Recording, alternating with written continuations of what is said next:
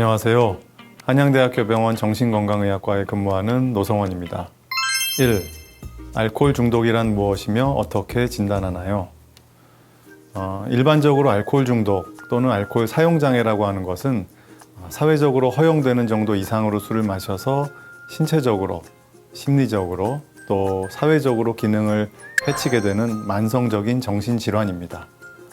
많은 사람들은 아직도 알코올 중독을 의지 부족이나 도덕적으로 타락한 행동으로 보려고 합니다. 하지만 알코올 중독 환자가 술을 끊지 못하는 것은 자유의지에 의한 것이라기보다는 음주에 대한 뇌의 통제력 상실로 인한 행동장애이기 때문입니다. 그렇다면 진단은 어떻게 할까요? 정신건강의학과 의사가 환자를 면담하고 진단 내리게 되는데요. 술로 인해서 문제가 나타나는 경우가 됩니다. 지난 12개월 동안 뒤에 말씀드릴 진단 기준 11개의 항목 중에 최소한 2개 이상이 해당된다면 알코올 중독으로 진단하게 됩니다. 첫째, 생각했던 것보다 더 많이, 더 오래 음주한다. 둘째, 술을 줄이거나 끊으려 했지만 실패한다. 셋째, 술을 구하거나 마시거나 깨기 위해서 많은 시간을 보낸다. 넷째, 술을 마시고 싶은 욕구, 즉 갈망감이 있다. 다섯 번째, 반복적인 음주로 인해서 직장, 학교, 가정에서 해야 될 일을 못하게 된다. 여섯 번째, 음주의 영향으로 인해서 대인관계에 문제가 생긴다. 일곱 번째, 음주로 인해 중요한 사회적인 또 직업적인 활동을 못한다. 여덟 번째, 신체적으로 해가 되는 상황에서도 술을 마신다. 예를 들면 음주운전 같은 것들이 되겠습니다. 아홉 번째, 음주로 인해서 신체적, 심리적 문제가 있는데도 술을 계속 마신다.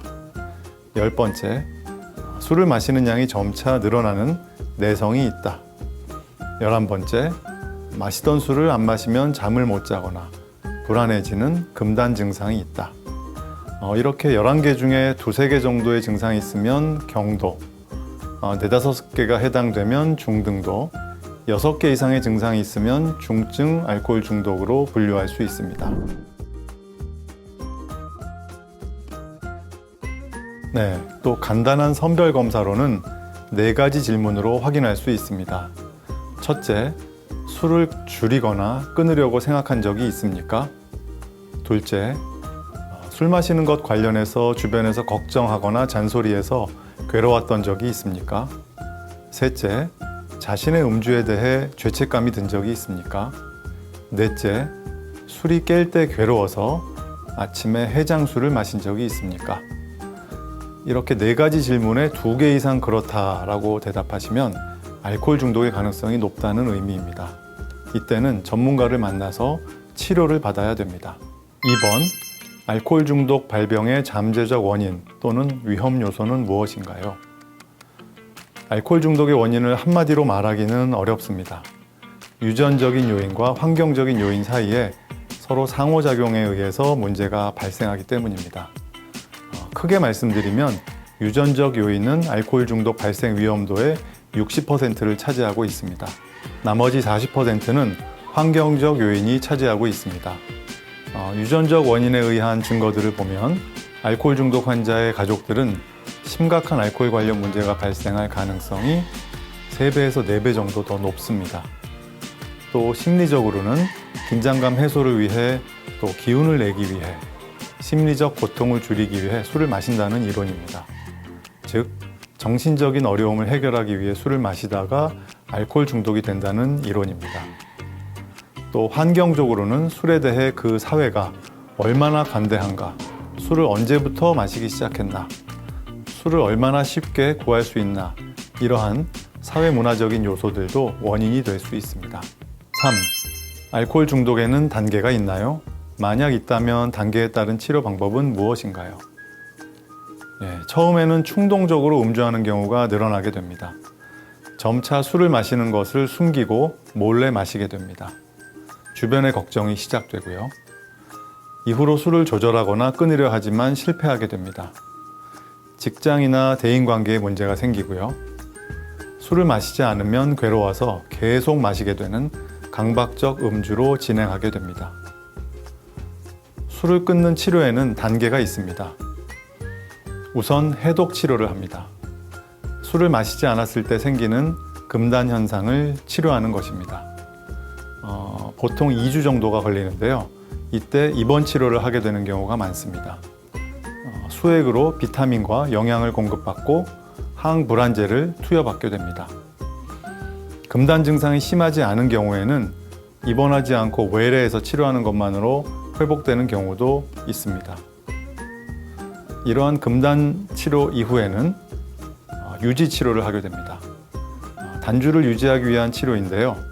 여기에는 크게 약물 치료와 정신 치료 두 가지가 있습니다. 약물 치료는 항갈망제를 복용하면서 술에 대한 욕구와 음주에 대한 충동을 억제하는 겁니다. 정신 치료에는 알코올 중독 교육, 동기 강화 치료, 인지행동 치료, 12단계 치료, 재발 방지 치료, 가족 치료 등이 있는데요. 알코올이 신체 건강과 정신 건강에 어떤 해를 미치는지 이해하고 환자의 치료 동기를 강화시키고 고위험 음주 상황에 대한 대처 능력을 키우게 됩니다. 4. 알코올 중독의 치료는 얼마나 걸리나요? 해독 치료는 보통 2주 내외가 걸립니다. 하지만 중요한 것은 이후로 단주를 유지하는 유지 치료 혹은 재활 치료입니다. 많은 알코올 중독 환자들이 완치를 이루기 전에 한 번 또는 여러 번의 재발을 경험합니다. 재발이 흔하지만 이것이 알코올 중독에서 벗어날 수 없다는 것을 의미하지는 않습니다. 고혈압이나 당뇨병 같은 만성질환처럼 지속적으로 단주를 유지하기 위한 꾸준한 관리와 지속적인 치료가 필요합니다. 대개 1년 이상을 단주하게 되면 회복 가능성이 높아집니다. 5. 알코올 중독자가 이용할 수 있는 자원 및 상담 서비스가 있나요? 지역사회에는 각 시군구별로 정신건강복지센터가 있습니다. 센터에 따라서는 알코올 중독 환자를 위한 상담이나 프로그램을 제공하는 곳이 있습니다. 그리고 전국적으로 49개의 중독관리 통합지원센터가 있습니다. 이곳에서는 환자와 가족을 위한 상담과 다양한 프로그램을 제공하고 있습니다. 약물 치료는 정신의료기관에서 받을 수 있습니다. 정신건강의학과 의원, 알코올 전문병원, 또 종합병원이나 대학병원의 정신건강의학과 등에서 정신건강의학과 전문의가 입원 치료나 외래 치료를 통해서 약물 치료와 정신치료 등의 의료 서비스를 제공하고 있습니다. 중독 질환에서 중요한 재활 치료 중 하나가 자조 집단입니다. 알코올 중독은 AA라고 하는 단주 모임이 있습니다. 우리말로 하면 익명의 알코올 중독자들이란 뜻인데요. 단주 모임의 장점으로는 회복자인 구성원들로부터 도움을 받을 수 있고 술 마시지 않는 동료들과 어울릴 수 있고 또 술 없이 사회생활을 할 수 있다는 것을 느낄 수 있습니다. 또 모임에서 회복된 동료들의 성공을 봄으로써 회복에 대한 동기와 용기를 북돋을 수 있다는 장점이 있습니다. 6. 음주로 이어질 수 있는 갈망이나 유발 요인 극복 방법이 있을까요? 네, 있습니다. 일단 단주를 위한 행동 지침을 잘 지켜야 됩니다. 집에 있는 술을 다 치워야 되고요. 술을 마시는 회식에는 참여하지 않습니다. 전에 술을 사던 가게나 술 마시던 술집 앞을 지나가지 않는 것도 중요한 방법이 됩니다. 가족과 친구들에게 술을 끊었다고 당당히 이야기해야 됩니다. 자신이 주도할 수 있는 모임을 술을 마시지 않는 모임으로 유도합니다. 이 모든 것은 술과 관련된 자극들을 피하는 좋은 방법들이 됩니다. 그래도 술 생각이 나서 너무 힘들 때, 즉 갈망감에 대처하는 방법으로는 4D 테크닉이 있습니다. 4개의 D를 기억하시면 되는데요.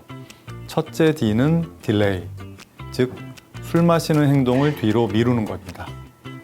둘째, deep breath, 즉 심호흡을 하는 겁니다. 세 번째 D는 drink a sip of water, 즉 물 한 모금을 마시는 것입니다. 넷째, do anything else, 즉 그 밖에 무엇이든 하라는 것입니다. 껌을 씹는다든지 스트레스볼을 손에 움켜 쥐인다든지 창밖으로 보이는 건물의 층수를 샌다든지 하는 것입니다. 갈망감이라고 불리는 술 생각은 파도와 같습니다. 아주 짧은 순간에만 강할 뿐 이내 곧 사라지게 됩니다. 몇 분만 버텨내면 견딜만해집니다. 또 한 가지 중요한 것은 어쩔 수 없이 술자리에 갔을 때 술을 거절하는 것입니다. 술을 거절할 때의 태도가 중요한데요. 망설이지 않고 명확한 태도로 술을 권하는 상대방의 눈을 피하지 말고 똑바로 쳐다봐야 됩니다. 미안하거나 두려워하실 필요가 없습니다. 자신의 건강과 가족이 상대방의 시선보다 훨씬 더 중요합니다. 내가 술을 거절해서 상대방이 무안해할까봐, 또 술 마시는 분위기를 깰까봐 걱정하실 필요가 없습니다. 대부분의 상대방들은 나의 술 거절을 생각보다 심각하게 생각하지 않습니다. 술을 거절할 때는 처음부터 아니요 라고 말씀하셔야 됩니다. 미안하다고 말하면 다음에 다시 마신다는 의미가 될 수 있기 때문에 애매하게 답하시면 안 됩니다. 그리고 건배하실 때는 술 대신 사이다나 다른 음료수로 건배를 하시면 됩니다. 네, 지금까지 알코올 중독에 대해서 알아봤습니다. 술 문제로 고민이 있거나 갈등이 있으신 분들은 언제든지 전문의에게 진료를 꼭 받으시기 바랍니다. 감사합니다.